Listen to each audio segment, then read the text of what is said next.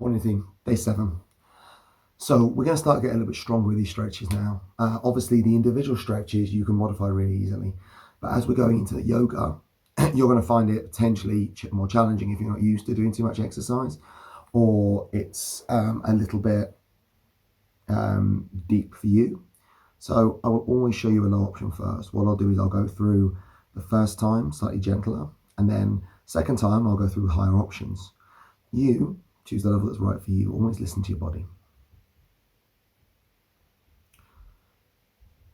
So day 7 is going to be a lunge. Not as in up, down, ow, my legs hurt lunge. A nice deep stretch for your glutes, for your hamstrings, and for your hip flexors, depending on where the focus is. There are a lot of levels of this. So for today, we're just going to teach the deep lunge. So it'll be high lunge and low lunge with hands on floor. We'll be using the more advanced leg options as we progress through this sequence, so through these 25 days. So use the stretch that you need, and don't think you need to be on the floor. I mean, I'm not the most flexible person on the planet, but I do stretch. I do a lot of strength work. So if I'm making some of the strength stuff look easy, don't feel like you have to compete with me. Same deal that if I make some of the flexibility stuff look inflexible, you can beat me. That's okay. Just don't tell me, because I don't like to lose. So, lunge. We're going to start in 4-point, hands under armpits, shoulders back, knees under hips. And all we're going to do is bring one foot in line with our hands. And if you're particularly inflexible, then just make your stance shorter, bring your knee closer to your hands. You can always have a pillow under your back knee if your knees are sore and you don't like being on your knees for long. Can you see I'm rounding my shoulders? It's because I'm tight, because I trained yesterday. So try and relax your shoulders, try and push your weight into your hands. So most of your weight feels like it's spread across the span of your fingers. So I feel like I'm gripping into the floor with my fingertips rather than putting all the way through my palm. I'll move back a bit so you can see me. There we go. Okay, so can you see my knee is clamped into my armpit? They're touching. If you're too tight, the option is to turn the leg out and give yourself some space. But the objective is to have it nice and close packed. Your progression is to take the back leg off the floor. So what you want is your hip nice and low, your back leg straight. You're pointed off your toes, but you see this is still in. Nice and controlled. And what you can do is start on low, come up to high just for a little, 10 seconds, back down. If you need to, come out of the stretch, maybe come back into child, then come back to the stretch and do more of your 60 seconds. It doesn't have to be all in one block, okay? From the side, so we start on all fours, hands under armpits, shoulders pinned, tummy braced. So you see the knee is in line with my arm. I drop my bum down, I sink forward. So we're trying to get the weight so it feels like it's in your bum here and in your hamstring. So my weight is shifting off the back leg, which is why I can just lift up, lift down. Okay? All my weight is loaded through the heel on the front leg until we stand, then we'll go a little into the ball of the foot, but base it on the heel and in my palms.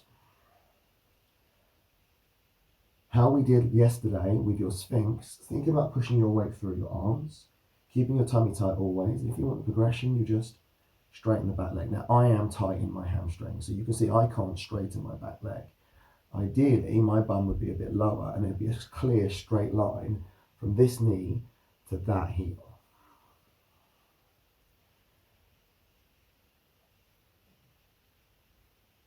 And then I ease my weight forward. Okay? So, do the lower option. If you need to, this is okay. If you've not got the range to get your foot all the way up here by your hand yet, just put your foot by your knee and put your knee here. because it's going to start here, and then I'm hoping by the end of the 25 days, you slowly ease your foot forward with practice. There's no rush to be perfect. This isn't a race. This is about making you better.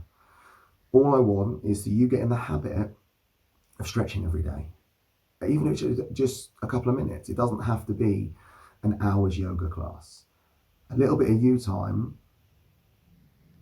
a little bit of stretching, and a little bit of putting back into your body. And I never thought I would sound so fluffy when I was bodybuilding and going to uni and thought I was really scientific. But all I mean is, when we weight train, it's really good for us because it makes us stronger.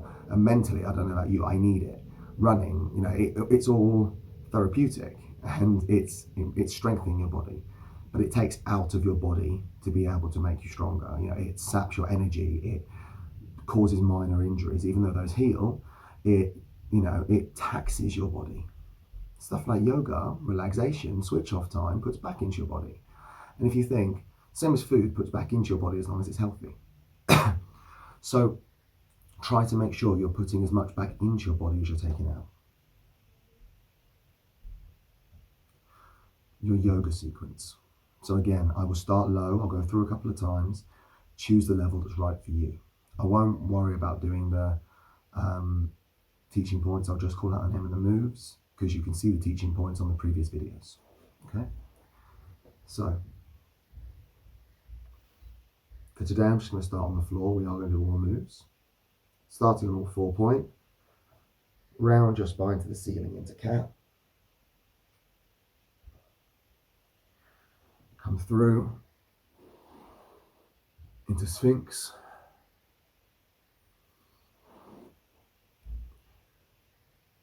Back into down facing. Step through into low lunge.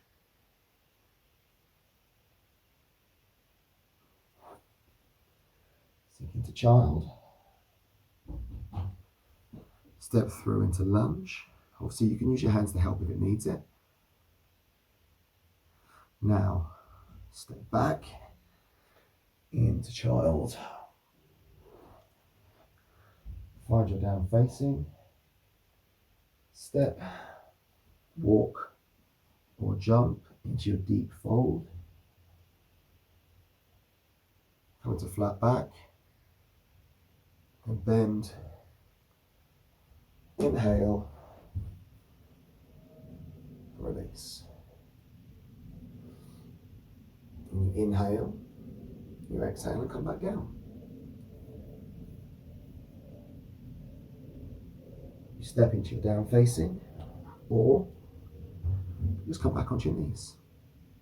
Perfect. So that's one sequence.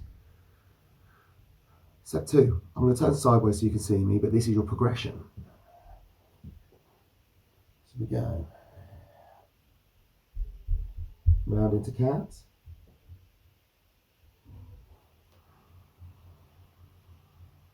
Sink into child.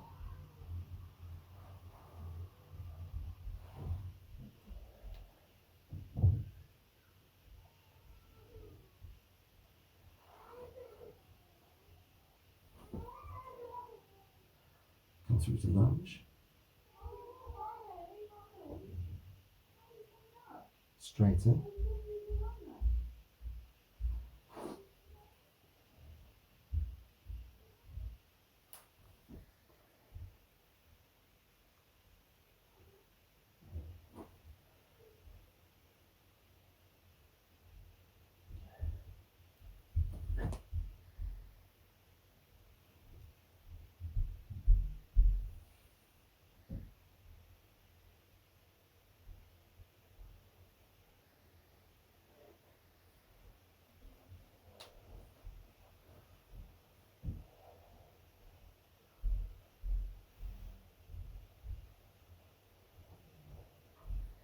Okay, so you see, all I did when I stepped through is progress into the up facing first. So into the high lunge. So did you see all I did on the progression was Two things. I started in my low lunge, but then I straightened into my high lunge. And then instead of transitioning down to my knees into child or into 4-point, I pushed up into down facing. So it's slightly more challenging, it's slightly more on the shoulders. If you're strong and if you're used to yoga, this will be, yoga 101. But if you're new to stretching, it's okay for this to feel challenging. All right, we're starting to get a lot of moves. And bearing in mind, we're going to go through this 5 or 6 times, taking ideally about a 4 count per move if you can. So an inhale being a 4, 3, 2, 1. Exhale, 2, 3, 4. So it'll be a nice, gentle, flowing movement. And if you can, make each move controlled and flowing into the next, because that control is strength. If you just 1 move, 2 move, 1 move, 2 move, you can hold the pose, but there's no strength. The fluidity shows me how strong you are.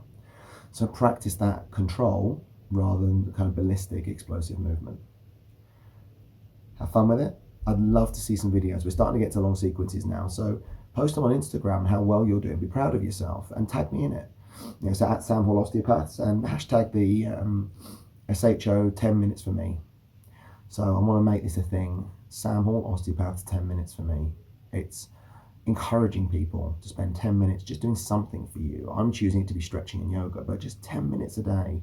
I don't think that's too much to ask. Do you? Have a really great day, and I'll see you tomorrow.